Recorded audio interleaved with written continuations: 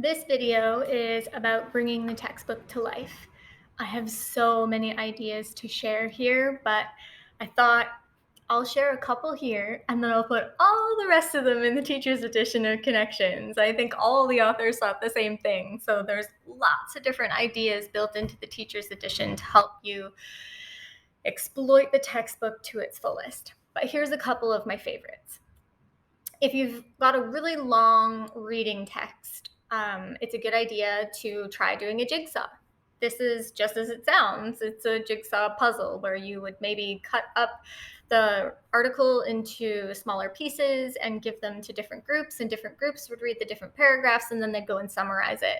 And together as a group, once they've all been mixed up, they'll create the whole text together.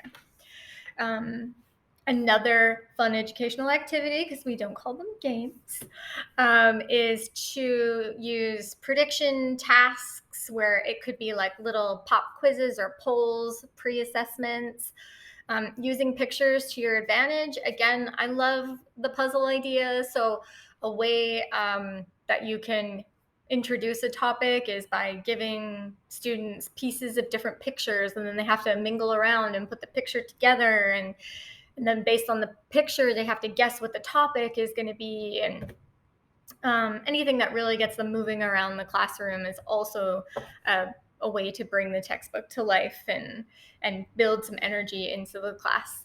I'm a huge fan of using a Post-it or a sticky note. So anything that I can put on a sticky note, I will. It's great for, let's say, grammar gap fills where you can copy them or get the students to copy them onto different Post-its, post them on the wall, and then create a race out of it. So in groups, they have to fill the gap, run to you, check the answer, and if they get it right, they get to move on to the next Post-it. And when all the Post-its are ripped off the wall, they get to move on. The lesson's over and there's a winner. The activity's over and there's a winner. Light competition is good. So anything that you can turn into a race is fun as well. And then my last one of my absolute favorites, is something I call Sweets to Speak or Sweet Talk. And if you could guess, it involves color-coded candy. I'm gonna maybe mention one here, like Skittles.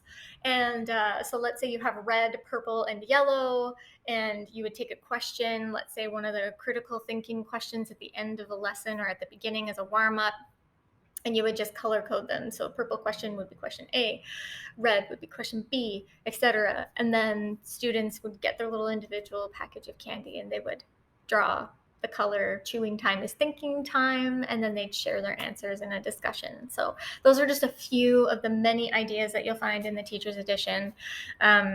So yeah, good luck, and I hope you have lots of ways to bring the textbook to life.